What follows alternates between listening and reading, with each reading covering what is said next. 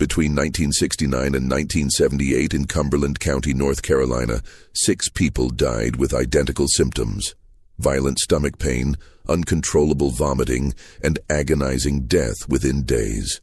Each victim shared one innocent connection: a soft-spoken, church-going grandmother named Velma Barfield, who was always nearby when tragedy struck, ready with a gentle touch and whispered prayer. The deaths were explained as heart failure, gastroenteritis, or tragic accidents, common enough in rural North Carolina that no one suspected the sweet grandmother who volunteered at church and cared for the elderly. But when 56-year-old Stuart Taylor collapsed during a Pentecostal revival meeting in 1978, his family refused to accept another mysterious death. Their demand for an autopsy would expose Velma Barfield as one of America's most cunning serial killers, making her the first woman executed by lethal injection in U.S. history. Before we continue with the story of the grandmother who turned caregiving into killing, make sure to subscribe to Liturgy of Fear and let us know in the comments what state you're listening from. Because this tale could have happened anywhere, trust and faith create the perfect cover for evil. Investigators would discover she had been using nothing more than common rat poison, administered with the precision of someone who had turned murder into an art form. The North Carolina of the 1960s and 70s was a world where communities were built on unshakable foundations of trust, where church attendance was not just encouraged, but expected, and where the concept of a grandmother as a cold-blooded killer was literally inconceivable. In Cumberland County, particularly around the small farming communities like Parkton and Fayetteville, everyone knew their neighbor's business. Children played safely in the streets, and elderly folks never hesitated to invite helpful strangers into their homes. Parkton itself was the kind of place where time seemed to move more slowly.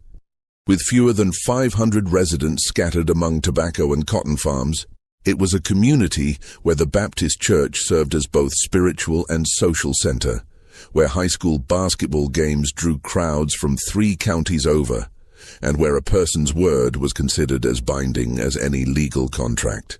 The landscape was dominated by red clay fields that stretched to pine-covered horizons, punctuated by modest farmhouses, and the occasional general store that served as an unofficial community gathering place.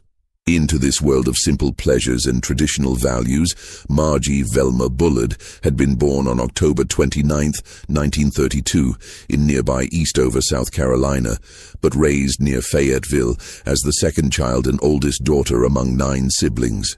Her family worked a small tobacco and cotton farm, where life was hard but honest, where children learned responsibility early and faith in God was as essential as the daily bread. The Bullard household operated under strict Pentecostal Christian principles, with regular church attendance, daily prayers, and an unwavering belief in moral absolutes. Velma's childhood was marked by the kind of poverty that was common but not shameful in rural North Carolina. Their home lacked electricity and running water, luxuries that many families in the area couldn't afford. When nature called, the family would simply walk into the woods behind their property, a practice that was practical rather than primitive in an era when indoor plumbing was still considered a luxury for city folks. Despite the hardships, or perhaps because of them, the Bullard children learned the value of hard work, family loyalty, and community support. In elementary school, Velma proved to be a bright student who excelled academically and showed particular talent for reading and writing. Teachers noted her quiet intelligence and helpful nature. She was always willing to assist classmates who struggled with their lessons and never caused disciplinary problems. Her report cards consistently showed high marks, and there seemed to be genuine potential for academic achievement, despite the family's limited financial resources. As she entered her teenage years at Parkton Public School, Velma discovered a passion for basketball that surprised everyone, including herself. Despite not fitting the typical athletic build, she possessed quick reflexes and an understanding of game strategy that made her valuable to the girls' team. Basketball became her escape from the increasing responsibilities at home, a place where she could forget about household chores and family obligations for a few precious hours each week. But this brief taste of independence was short-lived. When her mother Lily gave birth to twins, the family dynamics shifted dramatically. As the oldest daughter, Velma was expected to sacrifice her personal interests for family needs. Lily, overwhelmed by the demands of caring for newborns while managing a household of 9 children, insisted that Velma quit the basketball team to help with housework, cooking, and childcare. The disappointment was crushing for a young woman who had just discovered something she truly enjoyed and excelled at. It was during this period of adolescent frustration that Velma met Thomas Burke, a lanky, dark-haired boy who was a year older and possessed both a gentle nature and a sense of humor that could make her laugh even during her darkest moments. Thomas was not conventionally handsome. He had prominent ears and angular features, but he treated Velma with kindness and respect that was notably different from her father's harsh demeanor. Their courtship was conducted entirely within the confines of school grounds, as Velma's father had strict rules about dating that wouldn't be relaxed until she turned 16. When Velma did reach that milestone birthday, her father arbitrarily decided that 16 was still too young for serious courtship, leaving the young couple frustrated and increasingly determined to find their own path forward. Their romance deepened during stolen moments between classes and brief conversations after church services, where Thomas would often attend just to see her. The decision to elope came as much from desperation to escape her increasingly difficult home situation as from young love. At 17, Velma saw marriage to Thomas as her only realistic path to independence and a better life. On a quiet morning in 1949, they drove to a justice of the peace in a neighboring county and exchanged vows in a simple ceremony that would bind them together for the next 20 years. The newlyweds settled into a small house in Parkton that had once belonged to Velma's extended family, a modest dwelling that represented hope and new beginnings for the young couple. For the first time in her life, Velma had her own home to manage, her own decisions to make, and her own future to build. The early years of their marriage were marked by genuine happiness and shared dreams of creating the kind of stable, loving family that both had longed for during their difficult childhoods. The transformation of the Burke household from haven to hell began gradually in 1965, when Thomas suffered a devastating automobile accident that would fundamentally alter the trajectory of both their lives.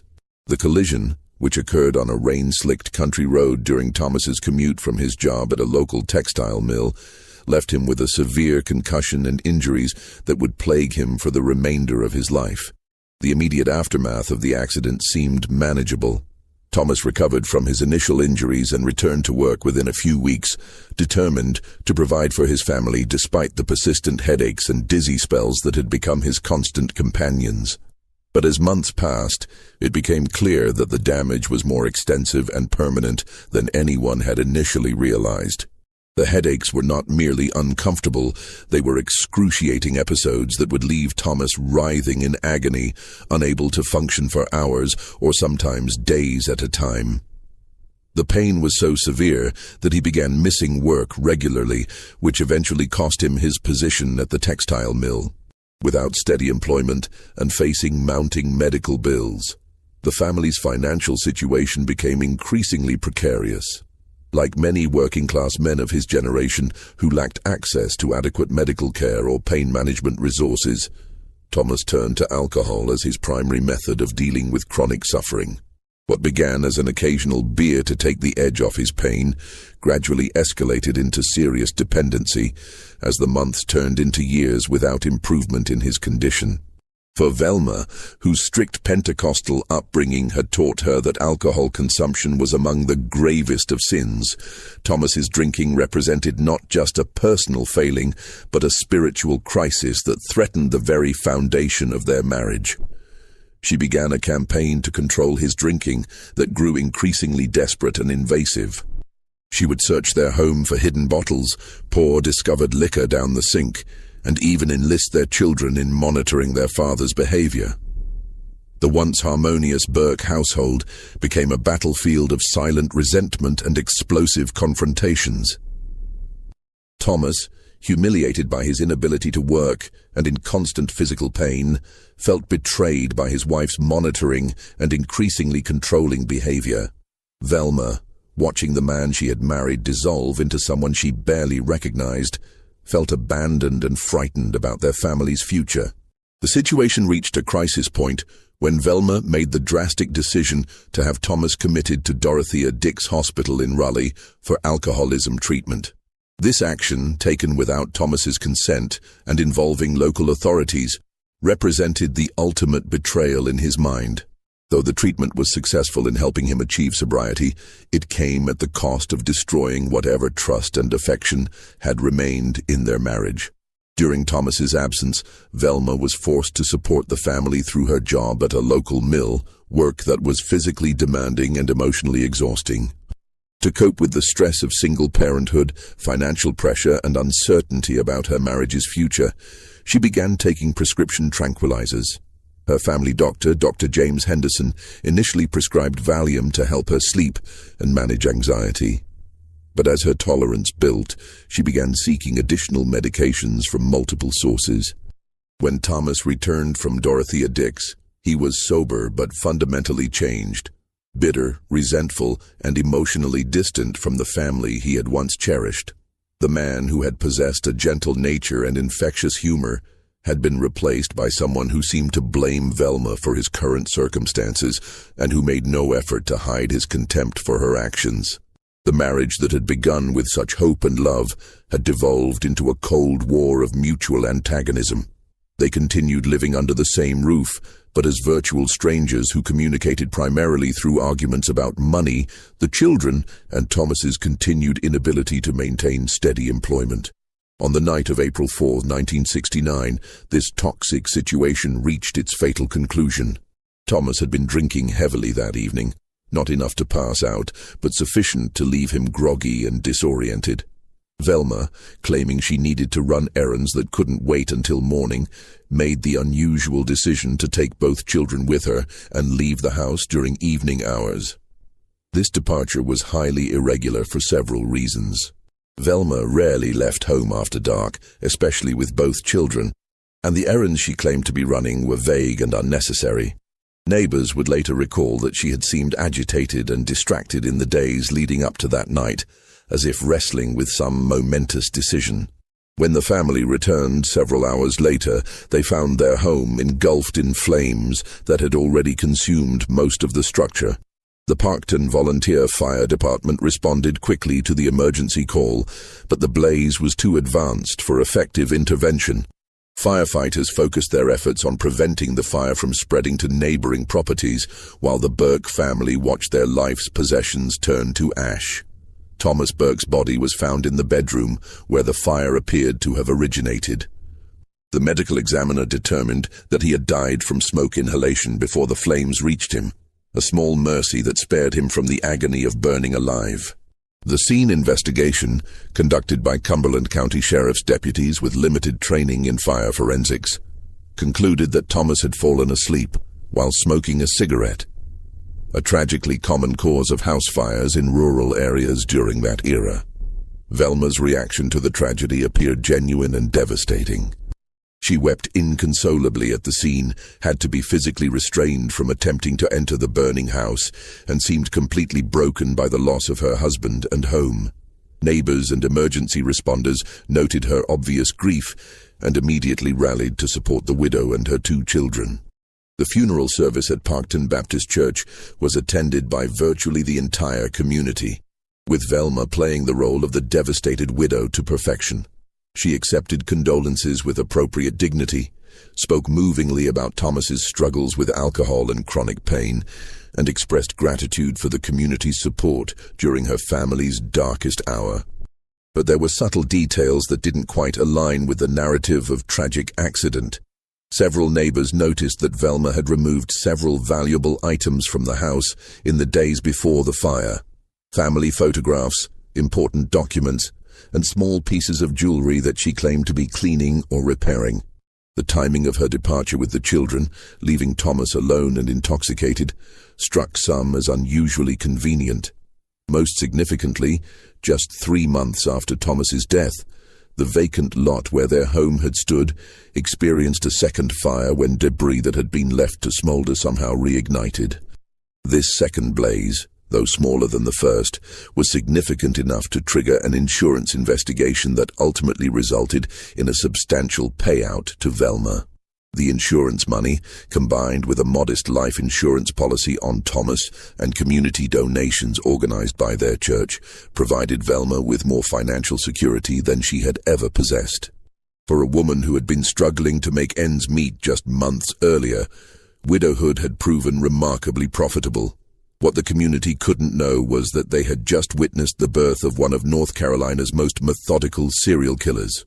Velma had discovered that murder, when properly executed and convincingly explained, could solve multiple problems simultaneously while generating sympathy and financial reward.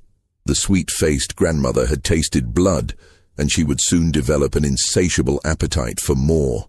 The months following Thomas Burke's death revealed a side of Velma that few in the community had ever suspected existed. While maintaining her public image as a grieving widow devoted to her children's welfare, she began demonstrating a remarkable ability to attract and manipulate men who could provide the financial security and emotional stability she craved. Within 6 months of becoming a widow, Velma had begun a relationship with Jennings Barfield, a 43-year-old widower who owned considerable property in the area and maintained a comfortable income through farming and various business investments. Jennings was known throughout Cumberland County as a man of substance and integrity, someone who had successfully raised his own children after his first wife's death, and who was considered one of the most eligible bachelors in their social circle. Their courtship moved with a speed that raised eyebrows among their mutual acquaintances. While it was not uncommon for widowed individuals to remarry relatively quickly in that era, particularly when children were involved, the intensity of Velma's pursuit of Jennings seemed almost predatory to those who observed it closely. She attended social functions where she knew he would be present, found excuses to visit his property with small gifts or offers to help with household tasks, and generally made herself indispensable to his daily routine. Jennings, for his part, was genuinely attracted to Velma's apparent devotion and domestic skills. She was an excellent cook, a meticulous housekeeper, and someone who seemed to understand the importance of creating a stable home environment for children. Her religious faith, demonstrated through regular church attendance and involvement in various charitable activities, aligned with his own values and suggested a moral foundation that he found appealing. They married in August 1970. Just 16 months after Thomas's death, in a ceremony that was more elaborate than Velma's first wedding, but still appropriately modest for a widow's remarriage. The service was held at Jennings Church, with both sets of children serving as witnesses to their union. The community generally approved of the match, viewing it as a practical arrangement that would provide security for Velma's children while giving Jennings the companionship and domestic partnership he had been missing. The early months of their marriage appeared successful on the surface. Velma threw herself into the role of Jennings's wife, with the same intensity she had brought to their courtship, managing his household with military precision and ensuring that his needs were anticipated and met before he even recognized them himself. She was particularly attentive to his business affairs, offering to help with bookkeeping and correspondence that he found tedious. But beneath this facade of domestic bliss, dangerous patterns were already emerging. Velma's prescription drug use, which had begun during the final years of her marriage to Thomas, continued to escalate despite her new circumstances. She was now taking a sophisticated cocktail of medications: Elavil for depression, Sinequan for anxiety, Tylenol the Thur for chronic pain she claimed to suffer, and Valium for sleep. Each drug was prescribed by different physicians in neighboring counties, making it difficult for any single doctor to recognize the extent of her dependency. The cost of maintaining this drug habit was substantial, far exceeding what her household allowance could reasonably cover. When Jennings questioned certain unexplained expenses, Velma initially explained them as necessary medical costs or emergency expenditures related to her children's needs. But as the amounts grew larger and more frequent, these explanations became increasingly implausible.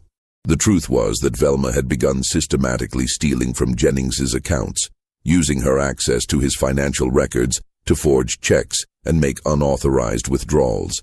Her technique was sophisticated. She would write checks for amounts just below the threshold that would trigger automatic bank verification, space the transactions across multiple accounts to avoid detection, and carefully study Jennings's signature until she could reproduce it flawlessly. For several months, this system worked perfectly. Jennings was a trusting man who rarely scrutinized his bank statements closely. And when he did notice discrepancies, Velma was always ready with reasonable explanations about household expenses or business costs that he might have forgotten. Her tears and apparent distress at being questioned were particularly effective at ending such conversations before they could develop into serious investigations. The situation began to unravel in early 1971 when Jennings's banker, a cautious man named Harold Mitchell, who had handled the Barfield family's finances for decades, noticed patterns in the account activity that seemed inconsistent with Jennings's normally conservative spending habits. Mitchell made discreet inquiries with Jennings about several large withdrawals and check transactions, conversations that gradually revealed the extent of Velma's deception. The confrontation between Jennings and Velma was explosive and definitive. Unlike Thomas, who had been weakened by injury and alcoholism, Jennings was a strong-willed man who would not tolerate theft or deception from anyone, including his wife. He demanded full disclosure of her financial activities, threatened to involve law enforcement if necessary, and ultimately informed Velma that he was consulting with an attorney about divorce proceedings. For Velma, this crisis represented an existential threat. Divorce would mean public exposure of her crimes, likely criminal prosecution for forgery and theft, and complete loss of the financial security that Jennings's death could provide through inheritance and life insurance. More importantly, she had learned from Thomas's death that permanent solutions were often more effective than temporary compromises. On the evening of March 22, 1971, Jennings Barfield began experiencing severe stomach pain that came on suddenly during what had seemed like a normal dinner. The cramping was intense and localized in his upper abdomen, accompanied by nausea that quickly progressed to violent vomiting. Within hours, he was also experiencing chest pain that he initially attributed to muscle strain from retching. Velma immediately assumed the role of concerned wife, calling their family physician and helping Jennings to the hospital when his condition continued to deteriorate. Dr. Patterson, who had treated Jennings for minor ailments over the years, was puzzled by the sudden onset and severity of his symptoms. Blood tests revealed elevated white cell counts, suggesting infection, but no specific pathogen could be identified. Despite medical intervention, Jennings's condition worsened throughout the night. The chest pain became excruciating. His blood pressure dropped dangerously low, and he began showing signs of cardiovascular distress. At 3:17 a.m., on March 23, 1971, Jennings Barfield died of what physicians diagnosed as acute heart failure, possibly triggered by a severe gastric infection. Velma's grief appeared genuine and overwhelming. She had to be sedated at the hospital and required assistance from family members to make funeral arrangements. The service was well attended, with Jennings's business associates and community members expressing sympathy for the widow who had endured the loss of 2 husbands in less than 2 years. The timing of Jennings's death was particularly tragic because it occurred just as he had been planning to expand his farming operations and had taken out additional life insurance to protect his investments. These policies, combined with his existing coverage and property holdings, left Velma significantly wealthier than she had ever been. Within weeks of Jennings's funeral, Velma had settled his estate, collected insurance payments, and begun making plans for her future. She purchased a modest home near her parents in Fayetteville and enrolled her children in new schools, claiming that she needed to be closer to family support during her period of grief and adjustment. What she had actually accomplished was the perfection of her method. Unlike Thomas's death, which had required staging an accidental fire and dealing with property destruction, Jennings's murder had appeared completely natural. The symptoms she had induced with carefully administered doses of arsenic-based rat poison perfectly mimicked acute gastroenteritis, followed by heart failure. A progression that was medically plausible and required no external explanation. More importantly, she had learned to time her attacks with precision. The confrontation about her theft had occurred just days before Jennings's death, providing clear motivation for him to change his will or take legal action against her. By acting quickly and decisively, she had eliminated the threat while preserving her access to his wealth. Velma had evolved from an opportunistic killer who had eliminated an inconvenient husband into a calculating predator who understood exactly how to use murder as a solution to complex problems. The sweet grandmother had become a sophisticated serial killer, and she was just getting started. Moving back to Fayetteville placed Velma in close proximity to her aging parents, a situation that initially appeared to be motivated by genuine filial devotion, but would soon reveal itself as anything but coincidental. Her father, Murphy Bullard, was already in poor health, suffering from lung cancer that would eventually claim his life through natural progression. One of the few deaths in Velma's orbit that required no assistance from her. But her mother, Lillian Bullard, represented both an opportunity and a problem. At 74 years old, Lillian lived on a modest but adequate pension, supplemented by savings she had accumulated through decades of careful financial management. She was also becoming increasingly dependent on Velma for help with daily tasks, bill paying, and general household management, a dependency that provided perfect cover for the systematic theft that Velma had, by now refined into an art form. The pattern of their relationship quickly established itself. Velma would visit her mother daily, often bringing small gifts or prepared meals that demonstrated her devotion. During these visits, she would help Lillian organize her financial paperwork, balance her checkbook, and handle correspondence with banks and insurance companies. This assistance was genuinely appreciated by Lillian, who found the complexities of modern banking and bureaucracy increasingly difficult to navigate. What Lillian didn't realize was that her helpful daughter was using these opportunities to study her signature, memorize her account numbers, and identify the patterns of her financial transactions. Within months of returning to Fayetteville, Velma had begun forging checks on her mother's accounts and taking out small loans using Lillian's identity as collateral. The amounts were initially modest, $20 or $30 at a time, sums that could be explained as cash withdrawals for household expenses or medical needs. But as Velma's drug addiction continued to escalate and her tolerance for the various medications increased, she required larger and more frequent infusions of cash to maintain her habit. By the summer of 1974, Velma was stealing hundreds of dollars monthly from her mother's accounts. She had also discovered that Lillian possessed several valuable insurance policies and savings bonds that could be liquidated in case of emergency. The temptation to access these larger pools of money was constant, but doing so would certainly be detected and would raise questions that Velma couldn't answer convincingly. It was during this period that Lillian began experiencing the first mysterious health episodes that would become her daughter's signature. The symptoms would appear suddenly, severe cramping in her stomach and intestines, accompanied by nausea and diarrhea that would persist for several days before mysteriously disappearing.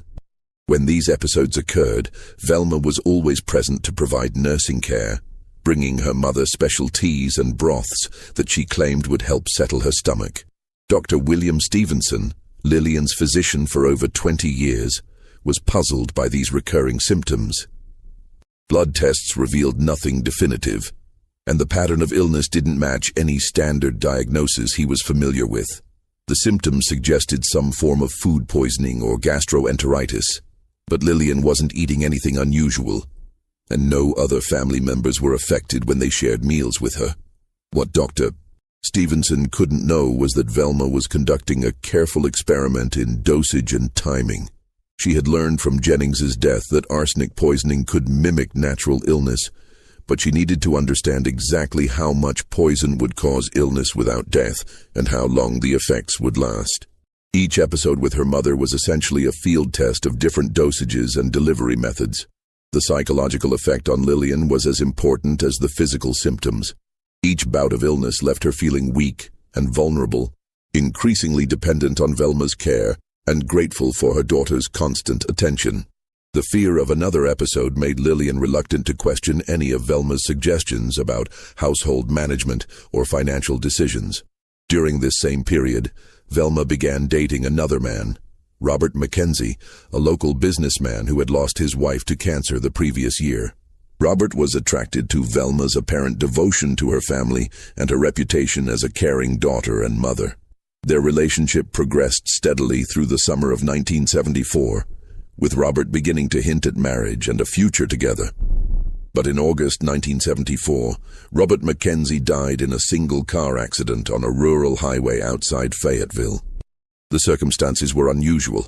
Robert was known as a careful driver who rarely traveled alone at night, yet he had apparently lost control of his vehicle on a clear, dry road and crashed into a tree at high speed.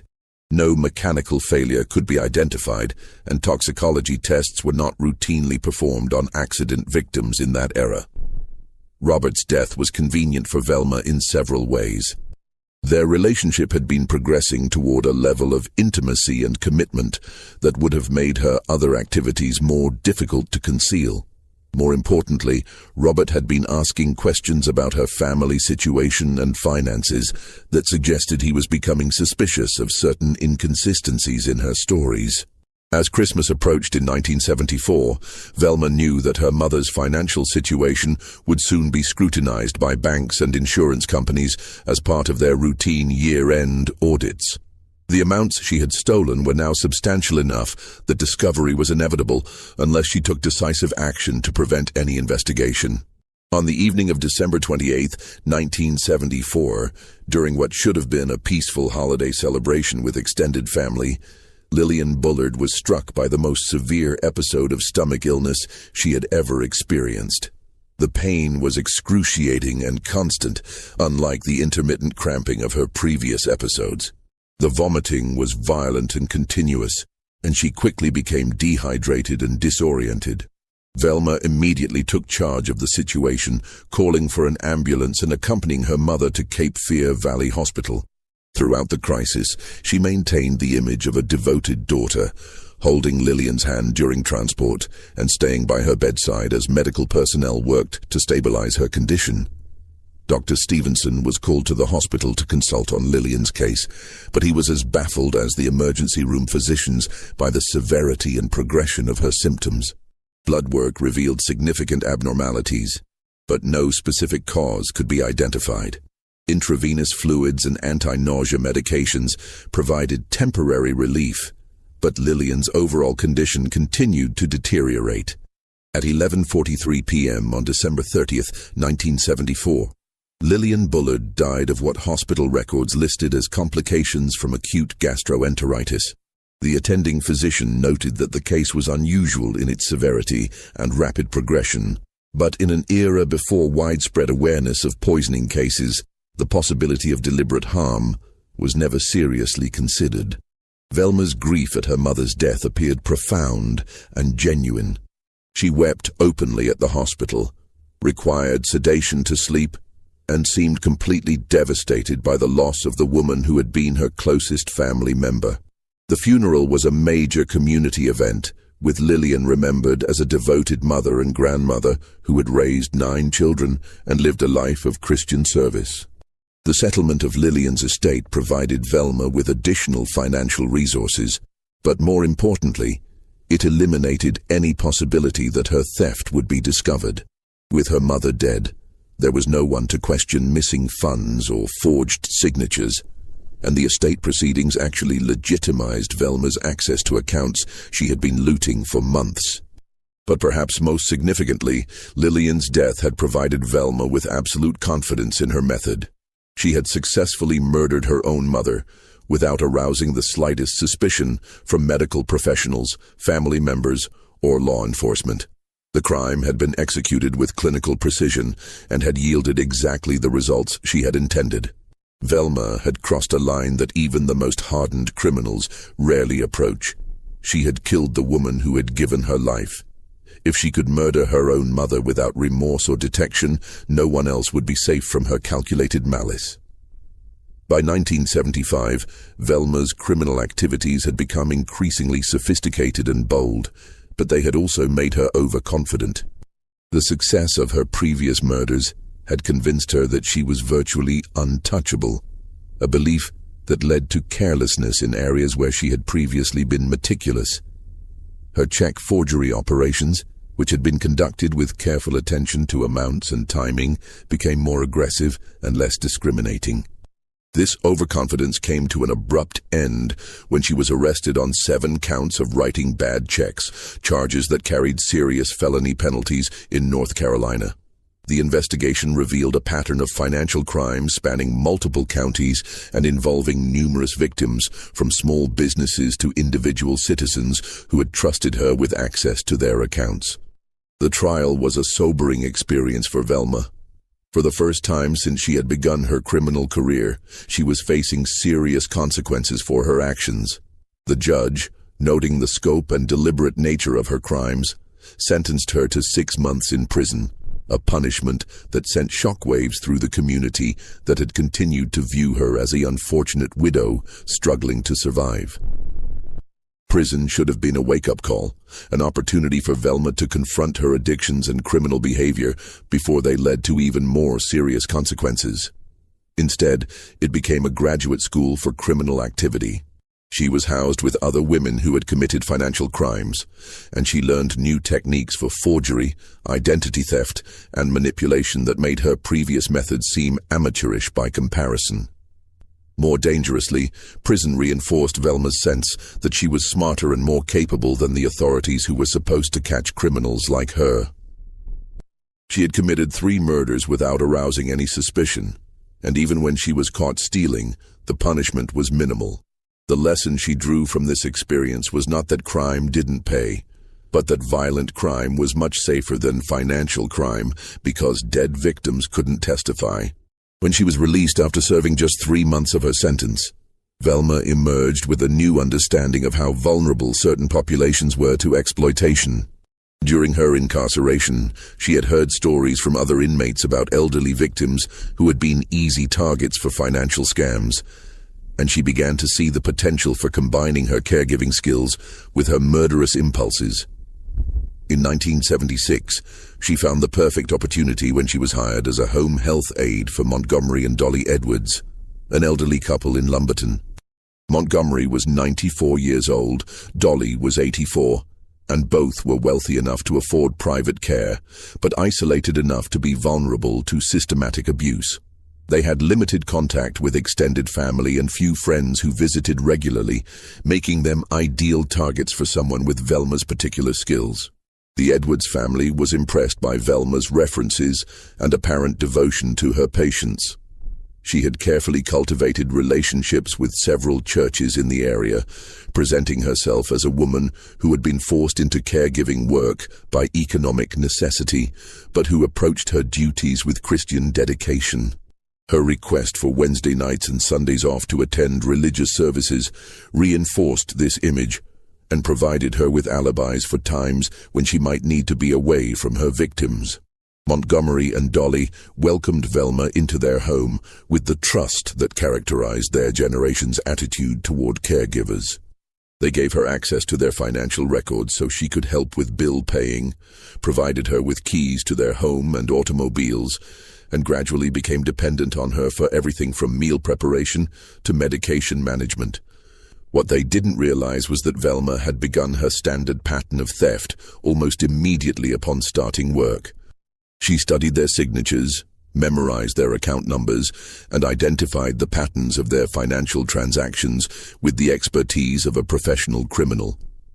Within weeks, she was forging checks on Montgomery's accounts and making unauthorized withdrawals that she disguised as legitimate household expenses. The amounts she stole were substantial, but carefully calculated to avoid immediate detection. Montgomery's advancing age and increasing confusion made him an unreliable monitor of his own finances, and Dolly had never been involved in money management and didn't understand the family's financial situation well enough to notice discrepancies. For several months, this arrangement worked perfectly from Velma's perspective. She was being paid a legitimate salary for her caregiving work while simultaneously stealing far more than her wages through her forgery operations. The elderly couple trusted her completely and often expressed gratitude for her dedicated service, never suspecting that their trusted caregiver was systematically looting their life savings. Montgomery Edwards died on January 29, 1977, of what appeared to be natural causes related to his advanced age and failing health. His death was expected and peaceful, requiring no intervention from Velma beyond ensuring that he was comfortable during his final days. The family was grateful for her care during this difficult period and asked her to continue working for Dolly during her adjustment to widowhood. But just over a month later, on March 1, 1977, Dolly Edwards began experiencing symptoms that had become disturbingly familiar to anyone who had observed Velma's previous victims. The elderly woman, who had seemed to be coping well with her husband's death, suddenly developed severe cramping, nausea, and diarrhea that progressed rapidly from uncomfortable to life-threatening. Velma was by Dolly's side throughout the ordeal, demonstrating the same devoted care she had shown during Montgomery's final illness. She prepared special broths and teas for Dolly, claiming they would help settle her stomach, and stayed with her around the clock as her condition deteriorated. When it became clear that Dolly needed hospitalization, Velma rode in the ambulance and maintained her vigil at the hospital bedside. Despite medical intervention, Dolly's condition continued to worsen. The symptoms were consistent with severe gastroenteritis, but the rapid progression and intensity suggested something more serious than a simple stomach virus. On March 1, 1977, Dolly Edwards died with Velma holding her hand and whispering prayers for her peaceful passage. The Edwards family was devastated by the loss of both elderly relatives in such a short period, but they remained grateful for Velma's dedicated care during their family's difficult time. They spoke movingly at Dolly's funeral about how fortunate they had been to find such a caring Christian woman to help their loved ones during their final months. What they didn't know was that Velma had murdered Dolly Edwards to prevent the discovery of her ongoing theft. The elderly woman had begun asking questions about missing money and unexplained bank transactions that suggested she was becoming aware of the systematic looting of her accounts. Rather than risk exposure, Velma had chosen the permanent solution that had served her so well in the past. Following Dolly's death, Velma was quickly reassigned to care for another elderly couple, John Henry Lee, 80, and his wife Record Lee, who had recently broken her leg and needed assistance with daily activities. The Lee family had heard excellent references about Velma's caring nature and Christian character from the Edwards family, and they felt fortunate to secure her services during their time of need. John Henry Lee was a retired farmer who had worked hard throughout his life and saved enough money to ensure a comfortable retirement for himself and his wife. He was a proud, independent man who had initially resisted the idea of hiring outside help, but Record's injury and his own advancing age had made such assistance necessary. Velma quickly established herself as an indispensable part of the Lee household. She was particularly helpful with John Henry's medication management, as he was taking several prescriptions for various age-related ailments, and sometimes became confused about dosages and timing. She also assisted with meal preparation, housekeeping, and the numerous small tasks that had become difficult for the elderly couple to manage independently. But as had become her pattern, Velma soon began studying the Lee family's financial situation and identifying opportunities for theft. John Henry was more alert and involved in money management than Montgomery Edwards had been, but he was still trusting enough to give Velma access to financial records when she offered to help with bill paying and correspondence. The theft from the Lee accounts was more challenging because John Henry maintained closer oversight of his finances. But Velma had learned to be patient and methodical in her approach. She would wait for opportunities when John Henry was distracted or confused, then forge small checks that could be explained as legitimate household expenses if questioned. Just when we thought we'd seen it all, the horror in Cumberland County intensifies. If this story is giving you chills, share this video with a friend who loves dark mysteries. Hit that like button to support our content, and don't forget to subscribe to never miss stories like this. Let's discover together what happens next in this tale of small-town terror that proves evil can hide behind the most innocent face. On June 4th, 1977, John Henry Lee began experiencing the now familiar symptoms that had claimed Velma's previous victims. The racking pains in his stomach and chest, accompanied by violent vomiting and diarrhea, struck suddenly during what had been a peaceful evening. The elderly man, who had been in relatively good health for his age, was suddenly writhing in agony as waves of pain washed over his frail body.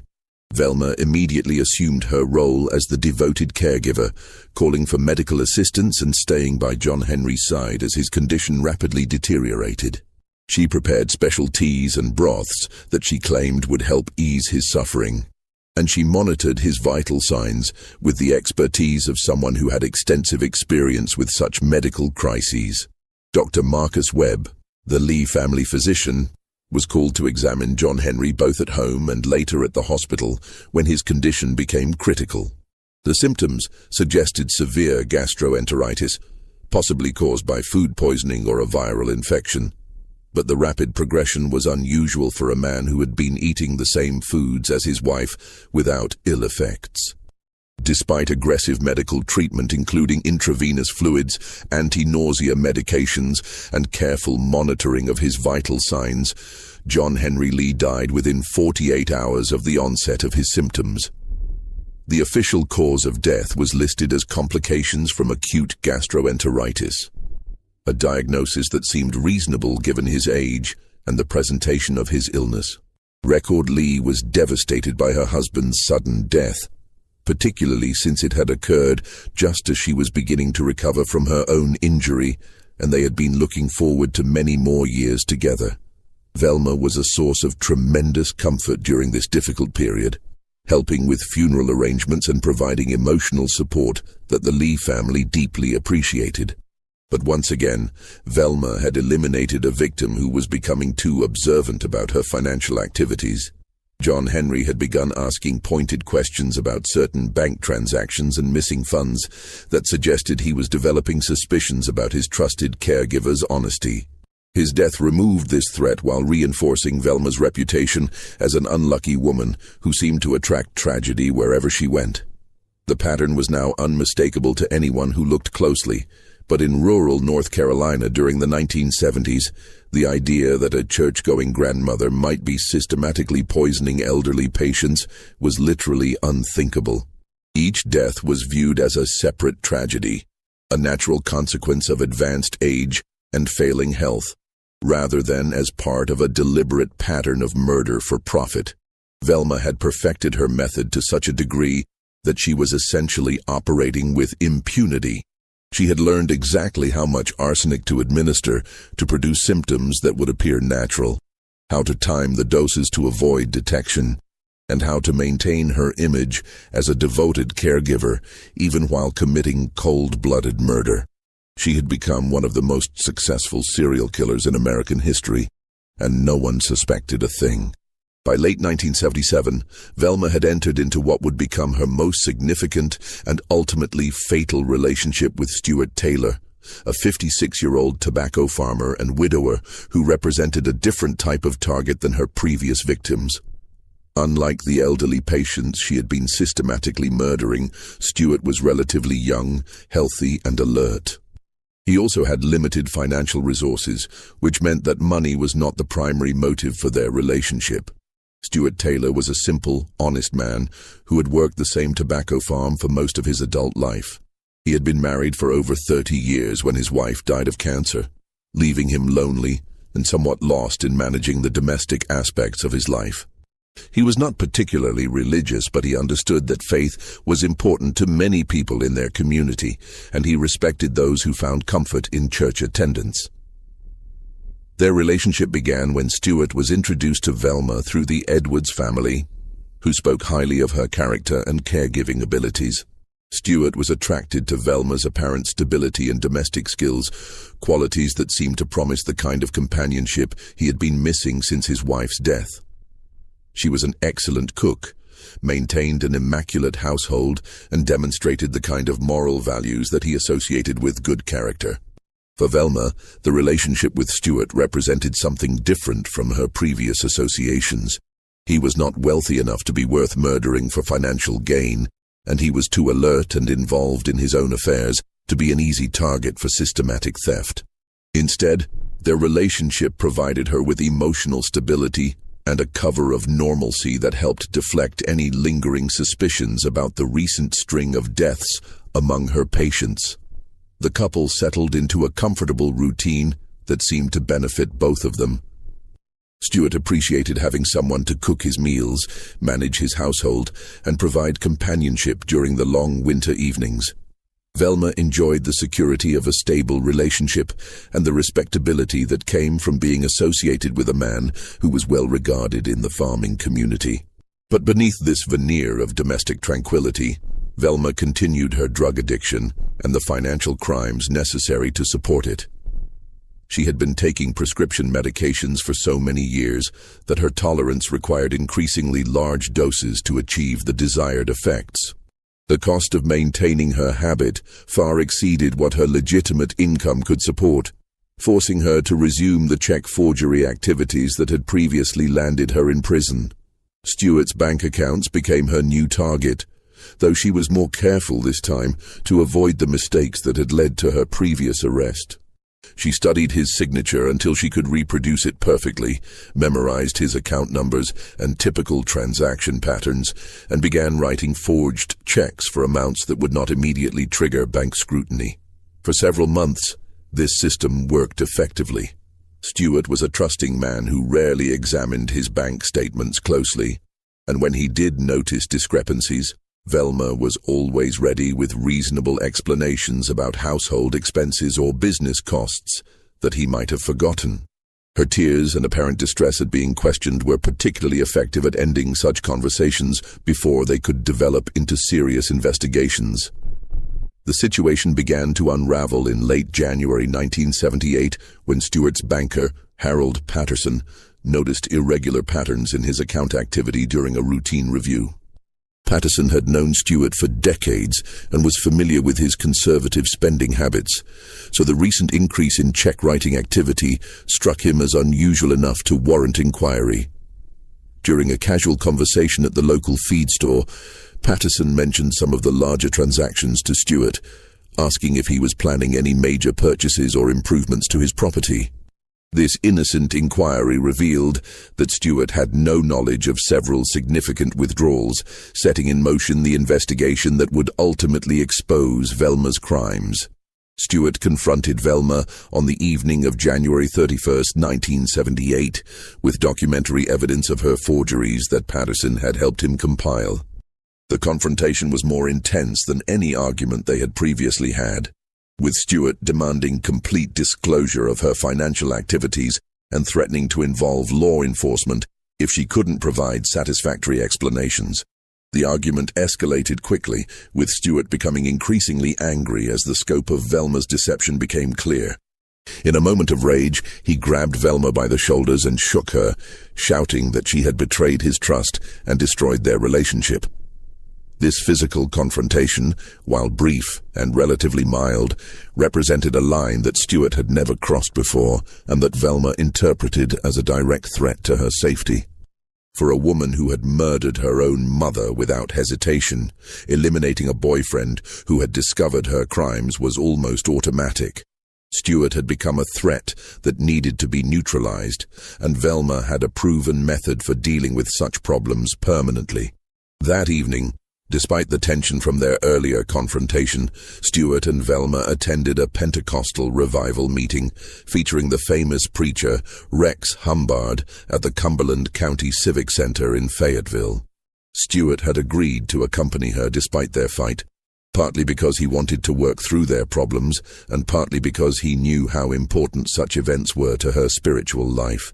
They were both dressed in their Sunday best for the occasion, presenting the appearance of a normal couple attending a religious service. Other attendees who knew them noted that they seemed somewhat subdued, but attributed this to the serious nature of the revival atmosphere rather than to any personal difficulties they might be experiencing. As the revival service began, Stewart started experiencing severe nausea and stomach pain that came on suddenly and intensely. The symptoms were initially subtle, a slight queasiness that he attributed to nerves from their earlier argument, but they quickly escalated to debilitating levels that forced him to leave his seat and seek relief in the restroom. Velma was immediately attentive and concerned, following him to check on his condition and offering to take him home if he was feeling unwell. Other congregation members noticed her obvious devotion to him during his distress, commenting later about what a caring partner she was during his medical crisis. When Stewart's condition failed to improve during the service, Velma insisted on taking him home and putting him to bed, promising to monitor his symptoms and call a doctor if necessary. The drive home was agonizing for Stewart, who was now experiencing waves of cramping pain that left him doubled over and struggling to breathe normally. Over the next 3 days, Stewart's condition deteriorated steadily despite Velma's devoted nursing care. The stomach pain became excruciating and constant, accompanied by violent vomiting that prevented him from keeping down even small amounts of water. He also began experiencing chest pain and difficulty breathing that suggested his cardiovascular system was being affected by whatever was causing his illness. Velma prepared special teas and broths for Stewart, claiming they would help settle his stomach and restore his strength. She monitored his vital signs constantly, adjusting his position to make him more comfortable and providing emotional support during his moments of greatest distress. To observers, she appeared to be doing everything possible to help him recover from what seemed to be a severe case of food poisoning or stomach flu. When Stewart's condition became life-threatening, Velma made the decision to take him to the hospital, where emergency room physicians worked to stabilize his condition through intravenous fluids and medications designed to control his symptoms. Despite their efforts, Stewart continued to decline, showing signs of multiple organ failure that suggested systemic poisoning. On February 3, 1978, Stewart Taylor died at Cape Fear Valley Hospital with Velma maintaining her vigil at his bedside. The attending physician initially diagnosed his death as complications from acute gastroenteritis, following the same pattern that had been established with Velma's previous victims. But this time, something was fundamentally different. Stewart's relatives, particularly those who knew about his recent discovery of Velma's financial crimes, were deeply suspicious of the timing and circumstances of his death. Unlike the elderly victims whose deaths had been attributed to natural causes, Stewart had been relatively young and healthy, making his sudden illness and rapid decline much more difficult to explain as natural occurrence. The family's demands for a complete autopsy represented the first serious challenge to Velma's method. For nearly a decade, she had been able to murder with impunity because her victims' deaths had been accepted as natural or accidental. But Stewart's family refused to accept the initial medical diagnosis and insisted on thorough toxicological testing that would reveal the true cause of his death. Even before the autopsy results were available, the investigation began to unravel Velma's carefully constructed facade. Her own sister, who had been harboring growing suspicions about the pattern of deaths surrounding Velma, contacted the Lumberton police with information that would change everything. In a tearful phone call that would later be described as one of the most dramatic moments in Cumberland County law enforcement history, Velma's sister told investigators that she believed her sibling had poisoned Stewart Taylor and possibly other victims. The call came from a woman who was torn between family loyalty and moral obligation, someone who could no longer remain silent about her terrible suspicions. When the autopsy results confirmed the presence of lethal levels of arsenic in Stewart Taylor's system, police finally had the evidence they needed to arrest the woman who had been hiding in plain sight as one of North Carolina's most prolific serial killers. The arrest of Velma Barfield on March 28, 1978, sent shockwaves through the rural communities of Cumberland and Robeson counties, where she had operated for nearly a decade. The woman who had been viewed as an unlucky widow, a devoted daughter, and a caring grandmother was suddenly revealed to be a calculating serial killer who had used arsenic-based rat poison to systematically eliminate anyone who threatened her financial security or discovered her crimes. Under interrogation by experienced detectives from the North Carolina State Bureau of Investigation, Velma's carefully maintained composure finally cracked. Faced with irrefutable physical evidence of Stuart Taylor's arsenic poisoning and mounting circumstantial evidence linking her to other suspicious deaths, she began to confess to crimes that shocked even veteran law enforcement officers. In a series of statements that were recorded and later used as evidence in her trial, Velma admitted to poisoning Stuart Taylor, her elderly mother Lillian Bullard, Dolly Edwards, and John Henry Lee. Her confessions were delivered in a matter-of-fact tone that investigators found more chilling than any emotional display of remorse might have been.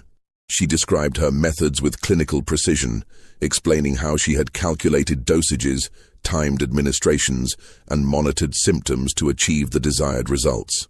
According to her statements, Velma claimed that she had never intended to kill any of her victims. She insisted that her goal had been merely to make them sick enough to buy time to replace money she had stolen from their accounts. Each death, she maintained, was an accidental overdose resulting from her inexperience with the poison rather than deliberate murder. This explanation was met with profound skepticism by investigators who had uncovered evidence of careful planning and premeditation in each case. The pattern of theft, followed by poisoning, was too consistent to be coincidental, and the precise timing of each attack suggested someone with extensive knowledge of how arsenic poisoning progressed from illness to death. The investigation expanded rapidly as authorities began exhuming bodies and conducting toxicological tests on other individuals who had died under suspicious circumstances in Velma's presence. The body of Jennings Barfield, her second husband, was exhumed from his grave in Cumberland County and found to contain significant levels of arsenic, confirming investigators' suspicions about his death in 1971. Despite this evidence, Velma continued to deny involvement in Jennings's death, just as she steadfastly refused to admit to killing her first husband, Thomas Burke, in the house fire of 1969. Even when confronted with the statistical impossibility of so many deaths occurring naturally around one person, she maintained her innocence regarding these earlier crimes. The case attracted national media attention as details of Velma's crimes became public.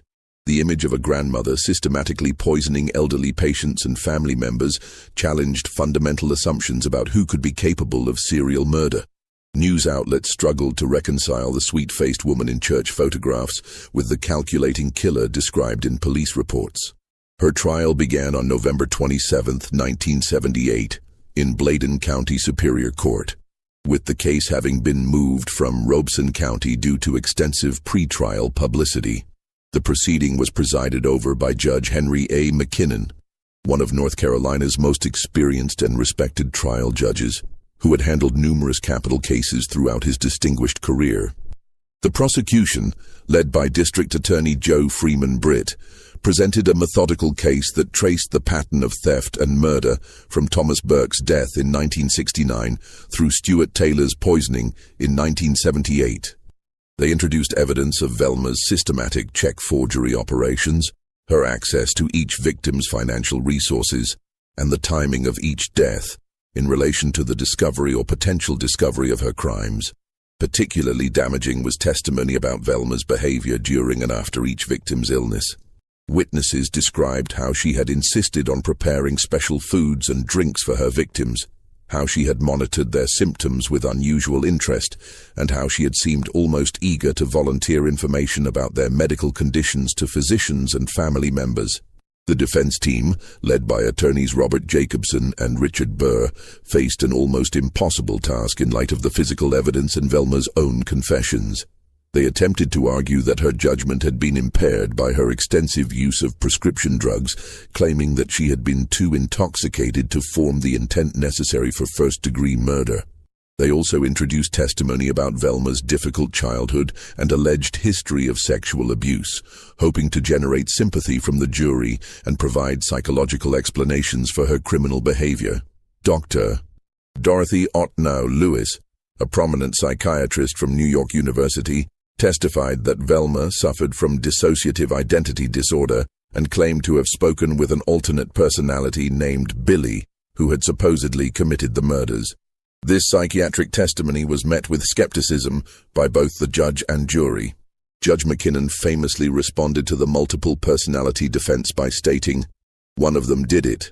I don't care which one," making clear his view that the legal system was concerned with actions rather than psychological theories about motivation.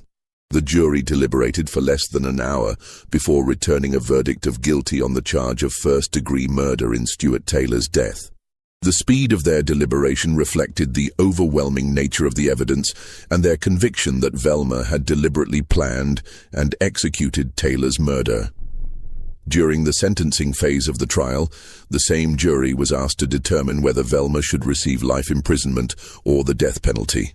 The prosecution argued for three aggravating circumstances: that the murder had been committed for pecuniary gain, that it had been committed to hinder law enforcement, and that it had been especially heinous, atrocious, and cruel. The defense presented evidence of Velma's drug addiction, her history of mental health problems, and her role as a mother and grandmother in an effort to establish mitigating factors that might save her from execution. They argued that her crimes were the result of desperation and addiction rather than inherent evil, and that she deserved the opportunity for rehabilitation rather than death. After considering all the evidence and arguments, the jury found that the aggravating circumstances outweighed any mitigating factors and recommended that Velma be sentenced to death. On December 2, 1978, Judge McKinnon formally sentenced her to death by asphyxiation in North Carolina's gas chamber, making her one of the few women on death row in the United States. The appeals process that followed lasted 6 years and involved numerous legal challenges based on claims of ineffective counsel, prosecutorial misconduct, and constitutional violations. Velma's attorneys filed appeals with the North Carolina Supreme Court, the United States Court of Appeals for the Fourth Circuit, and ultimately sought review by the United States Supreme Court. During her time on death row at Central Prison in Raleigh, Velma underwent what appeared to be a genuine religious conversion. She began leading Bible studies for other female inmates, counseling troubled prisoners, and corresponding with Christian leaders throughout the country. Her transformation was so notable that prominent evangelicals, including Billy and Ruth Graham, became advocates for commuting her sentence to life imprisonment. The campaign to save Velma's life gained international attention and generated thousands of letters to North Carolina Governor Jim Hunt requesting clemency. Supporters argued that her religious conversion demonstrated genuine remorse and that executing a grandmother would set a dangerous precedent for the treatment of women in the criminal justice system. However, the families of her victims remained adamant that justice required her execution. They pointed out that Velma had shown no remorse for her crimes until after her conviction, and that her religious conversion seemed calculated to generate sympathy rather than representing genuine spiritual transformation. Governor Hunt ultimately denied all requests for clemency, stating that the severity of Velma's crimes and the calculated nature of her actions made her case inappropriate for executive intervention. In a final act of acceptance, Velma instructed her attorneys to abandon their pending appeal to the United States Supreme Court, stating that she wanted to die with dignity rather than continue prolonging the legal process. On November 2, 1984, at 2:15 a.m., Margie Velma Barfield became the first woman executed by lethal injection in United States history. She was also the first woman executed in the United States since 1962, and the first woman executed in North Carolina since 1944. Her execution marked the end of a criminal career that had spanned 15 years and claimed at least 6 confirmed victims. Her final statement, delivered just before the lethal injection was administered, was characteristically brief and focused on the pain she had caused others. I know that everybody has gone through a lot of pain, all the families connected, and I am sorry, and I want to thank everybody who have been supporting me all these 6 years. Her last meal request of cheese doodles and Coca-Cola struck many observers as oddly childlike for someone who had committed such sophisticated crimes, perhaps reflecting the disconnect between her public image as a simple grandmother and the reality of her calculating criminal mind.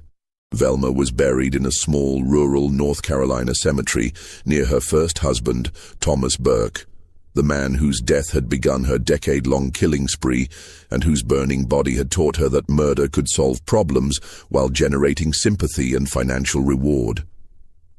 The case of Velma Barfield fundamentally changed how law enforcement and medical professionals approached unexplained deaths among vulnerable populations. Her crimes demonstrated how predators could exploit society's trust in caregivers and family members, using their positions of authority and access to commit horrific acts while maintaining facades of respectability and devotion. The investigation also revealed significant gaps in the systems designed to protect elderly and dependent individuals from abuse. The lack of coordination between medical examiners, the absence of routine toxicological testing, and the general reluctance to suspect foul play in deaths among elderly patients had created an environment where a serial killer could operate with virtual impunity for nearly a decade. Perhaps most disturbing was the realization that Velma's crimes might represent only the tip of the iceberg. Investigators suspected that she might have been responsible for additional deaths that could never be proven due to lack of physical evidence or witnesses. The true scope of her criminal career may never be known, as many of her potential victims were cremated or buried before the pattern of poisoning was recognized. This mystery shows us how evil can hide behind the most innocent and trusted faces in our communities, appearing as the helpful neighbor, the devoted daughter, the caring grandmother who volunteers at church and never misses a school function. Velma Barfield's story serves as a chilling reminder that predators often wear masks of respectability and that the most dangerous criminals may be those we least suspect. What do you think of this story? Do you believe everything was revealed about Velma Barfield's crimes? Or could there have been other victims who were never discovered? Leave your comment below with your theories about this case and let us know if you think there might have been additional murders that authorities never connected to her. If you enjoyed this tale and want more horror stories like this, subscribe, hit the notification bell, and share with someone who loves mysteries. The darkness of human nature has many more secrets to reveal, and we'll be here to uncover them together. See you in the next video.